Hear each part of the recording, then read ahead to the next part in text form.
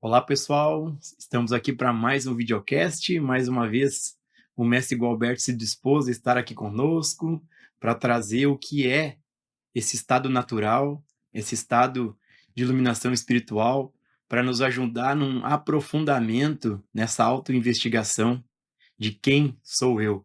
Gratidão, mestre, mais uma vez aqui no videocast conosco. Mestre, hoje eu quero ler um trecho do livro do Joel Goldsmith chamado Vivendo a Vida Iluminada. Nesse livro, o Joel, num pequeno parágrafo, ele fala o seguinte: na vida espiritual há apenas um tempo, agora. Não há passado e não há futuro. O passado nunca pode viver novamente em nenhuma circunstância, exceto como uma atividade da memória. Mestre, tu pode falar um pouco para nós sobre esse tema? Esse é um assunto de grande relevância para todos nós. A única realidade, que é a realidade divina, que é a realidade de Deus, ela é aquilo que agora está aqui. Então, a única coisa que importa é a compreensão da verdade divina. E essa compreensão é a visão de que não existe qualquer outra coisa a não ser essa revelação nesse instante. Tudo aquilo que nós temos como passado, ou futuro, ou presente, são ideias sobre o que o pensamento constrói, sobre esse assim chamado passado, presente, sobre esse assim chamado futuro. Toda essa construção do pensamento, uma vez que todo pensamento, sem exceção, é algo já dentro do conhecido, faz parte do passado, o que quer que o pensamento esteja produzindo, em nome do passado, presente ou futuro, é parte dele. Então, tudo que nós temos como realidade é aquilo que está fora do pensamento. Porque dentro do pensamento, tudo que nós temos está dentro do conhecido. Esse conhecido é aquilo que o pensamento tem feito uso dele para nos falar de algo que aconteceu ou que pode vir a acontecer. O pensamento só faz isso agora, aqui nesse instante. Então, tudo se resume a esse momento presente. Mas fora dessa ideia do próprio presente que o pensamento cria. Pode parecer confuso, mas é muito simples. Não há nenhuma realidade chamada eu. Essa ideia de eu é o pensamento que faz uso de uma imagem que ele conhece, que ele reconhece, que é parte dele, para dizer que existe alguém agora aqui. Esse alguém é um conjunto de lembranças, de recordações, de memórias, de pensamentos. Então, essa é a ideia, Gilson, equivocada que nós temos de alguém que fez algo, por exemplo. Eu fiz ontem algo que estou arrependido hoje. Esse pensamento de arrependimento é um pensamento agora da ilusão de uma identidade que existiu ontem. Esse ontem, agora aqui, é só uma memória. Não há nenhuma realidade desse ontem, agora aqui. E nenhuma realidade desse eu, agora aqui. Então, esse sentido de um eu que nós temos é uma falácia, é uma ilusão.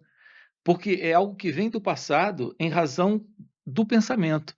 Então, o pensamento, ele tem uma imagem de alguém que, segundo ele, ou seja, segundo o próprio pensamento, esse alguém existiu ontem, fazendo coisas.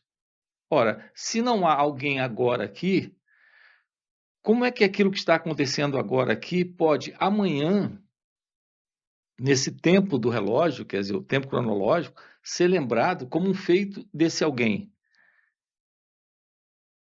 De que alguém? Quem está agora aqui? Não existe esse eu.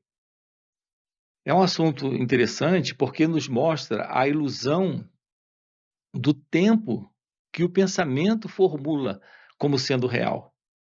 Eu tenho chamado esse tempo o tempo psicológico, que é o tempo do pensamento. Então, o pensamento criou esse tempo.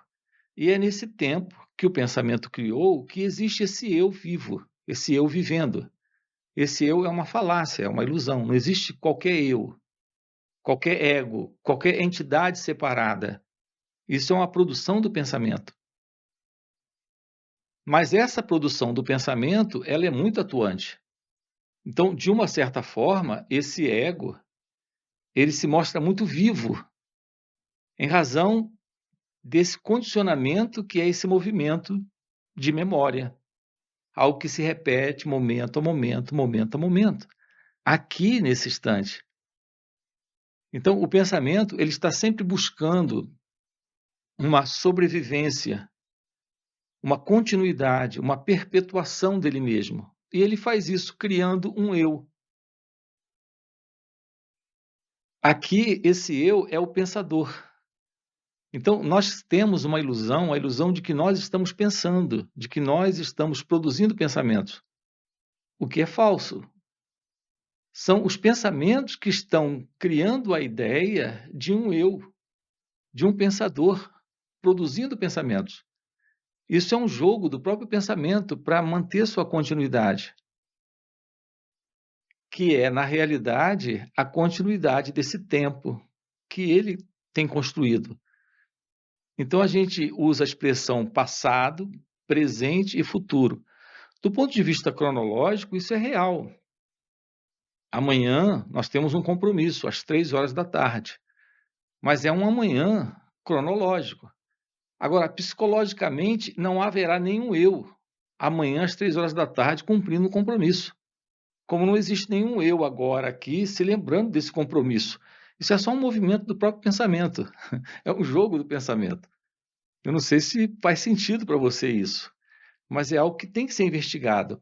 E é tão importante isso, Gilson, que se você não compreende o movimento do pensamento em você, o sentido de um eu, que é o ego, prevalece, lhe colocando nesse tempo que o pensamento tem criado, que é o tempo psicológico. Isso representa sofrimento, confusão, toda forma de distorção de realidade, porque aí entra essa dualidade, essa ilusão de um eu separado, de alguém separado da vida, separado do outro, separado da fonte, separado de Deus. E esse eu é uma fraude, é uma ilusão. Com o despertar, aquilo que está presente é a única realidade que é Deus. E esse tempo psicológico, ele desaparece, porque ele perde toda essa funcionalidade para esse pensamento. Porque esse pensamento não está, não existe esse tempo psicológico. Esse tempo psicológico não pode ser sustentado sem esse pensamento. Esse pensamento só se sustenta porque existe a ilusão de um pensador por detrás dele. Então, o pensador desaparece, o pensamento desaparece e o tempo psicológico desaparece. A única realidade é a realidade do agora. Essa realidade é a realidade de Deus. Ô, mestre, no momento que tu perguntou, né? Não sei se vocês estão compreendendo, né? E daí eu me recordei em um satsang, que é os encontros tanto online, intensivos de final de semana, como presenciais no ashram, num encontro específico, inclusive era online, o mestre falando sobre essa temática, investigando isso, e daqui a pouco veio, pela essa graça do mestre, esse compartilhar de consciência, veio uma compreensão, né? Algo diferente aconteceu, mostrando o quanto o eu, essa ilusão de existir, é apenas um pensamento. Eu me lembro que eu fiquei, porque é muito forte, enquanto a gente está nessa identificação, é muito forte, eu sou alguém aqui, carne e osso. E aí o mestre traz essa fala, mas é algo que, se não tem uma vivência, E, por exemplo, como eu tive junto com o mestre, que o mestre compartilhou essa consciência que pôde haver uma compreensão, é realmente algo de outro mundo, essa fala. Como eu me dispus a estar próximo do mestre, eu tive aquele pequeno vislumbre de como é falso, é só um pensamento. E sendo só um pensamento, é ter que ser visto, né, a cada instante, né? É essa meditação real que o mestre vai nos dando também, né, mestre? Esse estado de ser livre do pensamento, e aqui eu me refiro a esse pensamento psicológico, a esse pensamento que é a memória no qual o sentido de um eu se assenta. Eu não estou falando do pensamento funcional. Às 3 horas da tarde, amanhã, eu tenho um compromisso. Essa lembrança é uma lembrança do próprio pensamento, mas ele não tem um fundo de condicionamento por detrás dele, psicológico. Um fundo egóico, é algo prático, é algo mecânico, é algo objetivo, é algo funcional. Existe um pensamento, Gilson, que é o pensamento técnico em nós, é o pensamento funcional. Esse pensamento, ele está funcionando nesse tempo, que é o tempo do relógio. Ó, às 3 horas da tarde tem um compromisso, amanhã. É o funcionamento de um pensamento funcional, técnico, objetivo, mecânico. Não existe nenhum ego envolvido nisso. Não existe o sentido de uma identidade separada da realidade envolvido nisso. Mas nós temos uma outra qualidade de pensamento, que é o pensamento do eu, que é o que eu tenho chamado de pensamento psicológico. Está dentro dessa memória, que eu também chamo de memória psicológica. Se você me aborreceu ontem, esse eu está aqui hoje, se lembrando, percebe? Então, esse aborrecimento, essa contrariedade, esse sentimento que ainda surge aqui agora, está assentado na identidade egóica, em razão de um pensamento psicológico, de um condicionamento egóico. Esse pensamento é o pensamento disfuncional do eu, desse ego, dessa falsa identidade. Então, esse tipo de pensamento é o pensamento que tem criado todo tipo de confusão na nossa vida. A ansiedade, a angústia, a depressão, o medo da esposa, o medo do marido. É uma imagem criada pelo pensamento psicológico, que é esse eu. Eu tenho uma imagem do marido, eu tenho uma imagem da esposa. Essa imagem que eu tenho dele ou dela me assusta. Assusta a quem? A esse mim, a esse eu, que também é uma imagem que o pensamento tem criado. Então, as nossas relações uns com os outros estão assentadas nessa memória psicológica, nesse pensamento criado pelo eu, nesse tempo psicológico. Essa qualidade de pensamento é aquilo que precisa ser descartado. Em seu natural estado, não existe o eu. E essa qualidade de pensamento não existe mais. Então, não há como aí, agora, um eu existir criando imagens das pessoas. Então, a ideia de amigos, por exemplo, e inimigos, só estão presentes dentro desse sentido de autoimagem. É esse eu que tem amigos e que tem inimigos. Uma vez que você está livre desse eu, que é essa entidade egóica, que é esse fundo de condicionamento psicológico, que é essa mecânica de criar imagens e guardar essas memórias e fazer uso desse pensamento o tempo todo, uma vez que isso se desfez, desapareceu, você não tem mais amigos e não tem mais inimigos. Porque você não existe como uma entidade separada para ter amigos e inimigos. É um assunto fascinante, porque isso te liberta da ideia de ficar ofendido, magoado e ter que perdoar. Perdoar quem? Se não há alguém ofendido.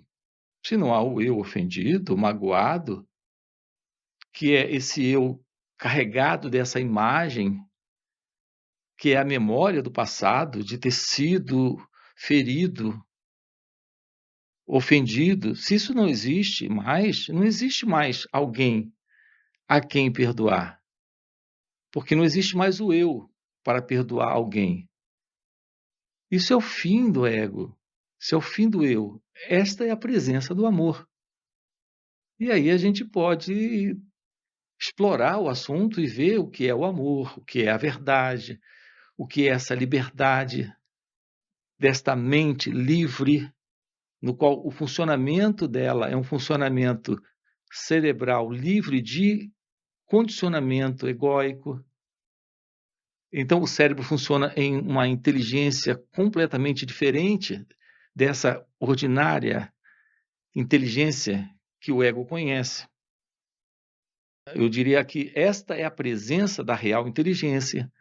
Enfim, a ausência dessa ilusão de um pensamento psicológico é tudo, é a liberdade de ser essa verdade que você é, sem o eu. O mestre, inclusive, dentro desse tema, a gente tem uma pergunta aqui do Joel Graff. Ele pergunta bem assim, ó, mestre, como pensar sem o pensador? É tudo que eu preciso no momento. Me ajuda aí. A colocação dele é interessante, ele diz: é tudo o que eu preciso no momento. Na verdade, o pensamento sem o pensador é só o pensamento, num fluir natural, nesse organismo, nesse mecanismo, sem o eu. Então, não é o que você, quando você diz eu preciso nesse momento, a única realidade nesse momento é a funcionalidade do pensamento de uma forma prática, de uma forma objetiva, lidando com os assuntos do viver, do dia a dia, sem esse elemento psicológico que é o eu. Então, isso é possível quando você investiga a natureza, e aqui investigar é se tornar apenas ciente desse movimento, que é o movimento do eu, que é o movimento desse pensamento psicológico, desse fundo de memória psicológica. Nós podemos e precisamos dispensar isso para termos simplesmente aqui nesse mecanismo, nesse organismo, pensamentos claros, objetivos, diretos, funcionais no viver. Isso é possível quando o sentido de um eu, de uma identidade separada, que é esse condicionamento psicológico, se dissolve, desaparece. O trabalho direto para isso, que é a sua pergunta, nasce de uma aproximação da observação do próprio movimento do eu. Isso é autoconhecimento. Isso é a verdade da meditação real se revelando. Tomar ciência do movimento equivocado do eu, que é esse movimento do pensamento, que sempre se baseia no passado ou em experiências passadas para entrar em relação com esse momento presente, tomar ciência desse movimento e soltar esse movimento é soltar a experiência, é soltar o eu experimentador, é soltar o ego. Nós precisamos apenas viver a vida nesse momento presente, respondendo a o que quer que se aproxime nesse instante, com esses olhos claros, livres do sentido de um ego que vive fazendo diferenciações e que está sempre se envolvendo com o momento presente com base numa experiência passada. Esse é o ego. Nós não aprendemos, Gilson, isso desde pequeno. O nosso condicionamento psicológico, nessa falsa identidade, antes desse despertar real, é esse. Isso é uma coisa de cultura, de humanidade. O ser humano vive assim há milênios. dentro desta condição onde o seu pensar não é livre, é um pensar condicionado. Todas as experiências pelas quais a gente passa, a gente registra e coloca a serviço desse centro falso que é o ego. Então, temos coisas que gostamos, temos coisas que não gostamos. Temos pessoas que amamos, temos pessoas que odiamos. Esse amar e odiar, esse gostar e não gostar, está dentro desse intelecto condicionado, desse intelecto que é parte dessa mecânica cerebral e mental em nós, programada para se mover no mundo assim. Então, nós passamos 40, 50, 70, 80 anos nessa condição, numa ego-identidade, sem essa liberdade de simplesmente ser consciência e lidar com o momento presente sem esse fundo de condicionamento psicológico, sem esse fundo de memória egóica, sem esse fundo de memória psicológica. O trabalho consiste em se tornar ciente desse movimento e, naturalmente, ir além dele, despertando nessa vida para a beleza de ser pura consciência, onde só Deus como realidade está presente, não mais amigos e inimigos. Isso, para nós, soa muito, muito estranho, eu sei. Mas temos que descobrir isso. Se isso tem sido possível para aqueles que realizam esse estado, então é possível para todos nós. E essa é a proposta nossa aqui. Eu estou compartilhando com você de algo que é real. Não estou falando de uma teoria, de algo que li num livro, que escutei alguém falar e aprendi. Isso a gente não aprende ouvindo alguém falar, a gente descobre, a gente constata, a gente realiza isso, ou melhor, isso se realiza aqui. E esse sentido do eu se desfaz. Por isso que eu sempre pergunto, faz sentido essa coisa? O mestre, quanto mais eu me aproximo, participo dos encontros com o mestre, mais faz sentido. Porque vai, né, principalmente nos encontros com o mestre, onde a gente está nessa atmosfera, nesse compartilhar de consciência do mestre, a gente, entre aspas, né, compreende um pouco do que é essa verdade sem pensamento. Ou, e quando vem o pensamento, ele é simplesmente visto, e ele vem e vai embora. E é algo que está além das palavras, porque não tem o que ser dito. É realmente uma liberdade de simplesmente ser. Ô mestre, tem outra pergunta aqui da Nadir da Rocha, também sobre a questão do pensamento. Ela pergunta assim, ó: como não me confundir com o pensamento? Ele mostra tudo tão real que sempre me confundo. Essa habilidade, na verdade, é um hábito. Essa habilidade de estar sempre se confundindo com o pensamento é a habilidade do próprio eu, do próprio pensamento, que já por muito tempo vem se separando dele mesmo, criando o pensador. Então, na verdade, é um hábito. Essa habilidade é o vício de ser alguém. Como é que nós nos libertamos de um vício? Nos tornando ciente dele.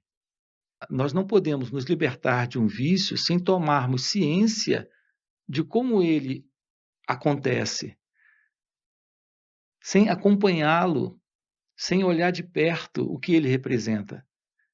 Se continuarmos agindo de uma forma meramente automática, lidando com um vício, esse vício continuará presente. Então, aquilo que eu chamei aqui de habilidade ou hábito ou vício é esse movimento de inconsciência, de pensamento presente. Assim, Gilson, não há esta ciência desta inconsciência. Enquanto não houver a ciência dessa inconsciência, que é o que ocorre a todos nós antes de uma aproximação com a real meditação de uma forma prática, por isso não existe nada mais fascinante, mais importante na vida do que a arte da meditação. Precisamos descobrir o que é meditação. Eu estou falando da real meditação.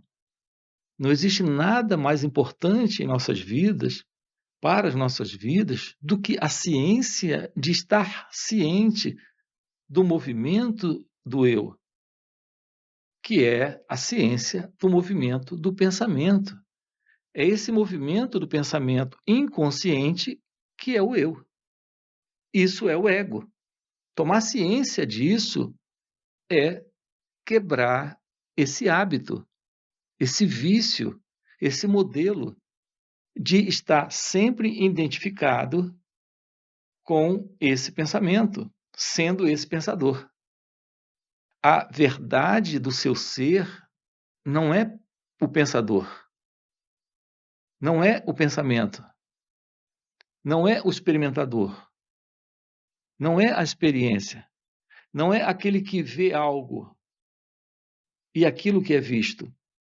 Isso tudo está dentro desse contexto de dualidade do próprio ego, da própria ilusão, do próprio sonho, que é esse sonho de pessoa, como todos nós nos vemos, como todos nós acreditamos ser.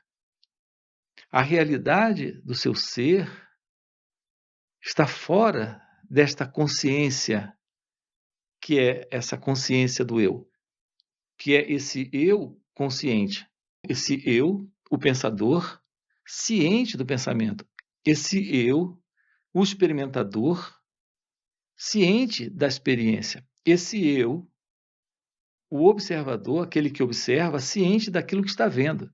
Isso está dentro do princípio equivocado da separação, da dualidade, da identidade egóica. Essa tem sido nossa herança. Nós já saímos do berço fazendo essa diferenciação.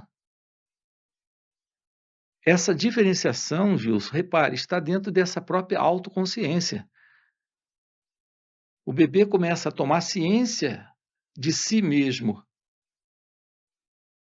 Primeiro, ele não tem muita clareza da ciência de si mesmo. Depois ele toma ciência de si mesmo. É quando ele começa a constatar pela primeira vez que ele é uma entidade separada do berço, da chupeta, da mãe, de tudo à sua volta. Então, essa autoconsciência é o começo de tudo ali. É o surgimento de tudo. Toda forma de condicionamento egóico começa a surgir a partir do berço. Então, a partir do berço, a criança começa a demonstrar esse sentido de separação e, naturalmente, surge com isso todo esse modelo de existência que nós temos até hoje. Então, o ser humano está vivendo nesta autoconsciência, que é a consciência de um eu, que está separado da experiência, separado do pensamento, separado da emoção, da sensação e de tudo à sua volta, inclusive separado do corpo. Ele se vê como alguém dentro, mas separado do corpo. Mas também se confunde com o corpo, assim como se confunde com o pensamento, com a emoção, com a sensação, e por aí vai. Aqui o ponto é se tornar ciente dessa ilusão, ir além desta consciência, que é a consciência do eu, que é a consciência egóica. Isso é o despertar. Isso é o fim do eu. Agora, isso requer um trabalho. Por isso, o convite é satsang. A palavra satsang é uma palavra em sânscrito que significa encontro com a verdade. Agora mesmo estamos fazendo uma investigação disso aqui. Nos aproximamos de nós mesmos para questionar esse sentir, pensar e agir do próprio eu, desta autoconsciência. Isso é parte do satsang. Ô mestre, e como a Nadir comentou, né, realmente é muito rápido e como o mestre disse, é um vício esse se confundir com o pensamento.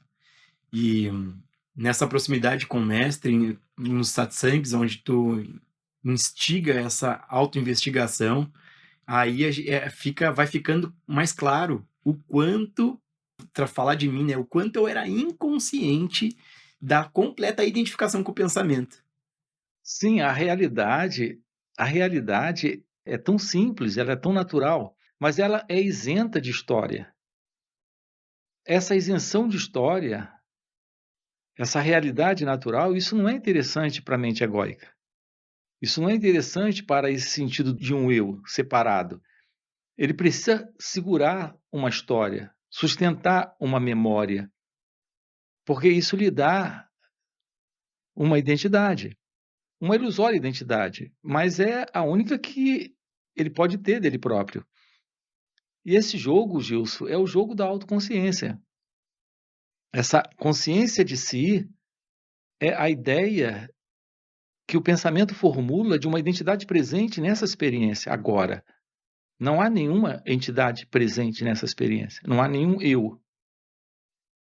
Apenas o pensamento está construindo isso para se sustentar. Então é maravilhoso esse trabalho, porque é o despertar para algo inteiramente novo, desconhecido, completamente desconhecido. A realidade de Deus, a realidade divina, está fora da mente. É possível realizar isso ou ver essa realidade assumindo esse lugar maravilhoso que é dela, nesse corpo, nessa mente, nesta vida.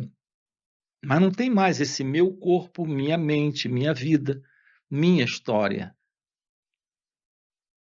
Isso é o que os sábios na Índia têm chamado de liberação ou iluminação.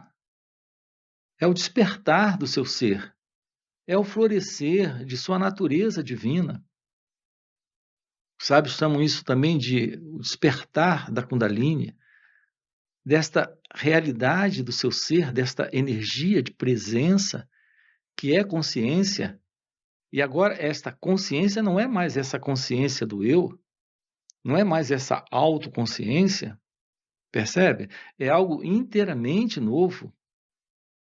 Isso é felicidade, isso é amor, isso é paz, isso é realização de Deus. É sem palavras. Mestre, inclusive o nosso tempo já está fechando aí. Eu só tenho a agradecer, gratidão aí por mais um videocast.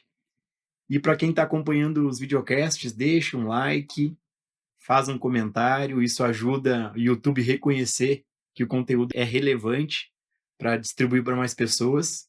E também fica o convite para quem tem um real interesse em se conhecer e deixar esse estado natural que o mestre vive se revelar, vem para os encontros intensivos de final de semana, que são os satsangs, esse encontro com a verdade, e também os encontros presenciais, que aí é ainda mais intenso. Mestre, muito obrigado, gratidão por mais esse videocast. Ok, até a próxima. Com o passar do tempo, dentro de uma prática de meditação, você está tão hábil que, ao se assentar, naturalmente a mente silencia. Não há muito esforço para isso acontecer. Quase nada ou nenhum. Mas você está diante de um truque ainda do ego.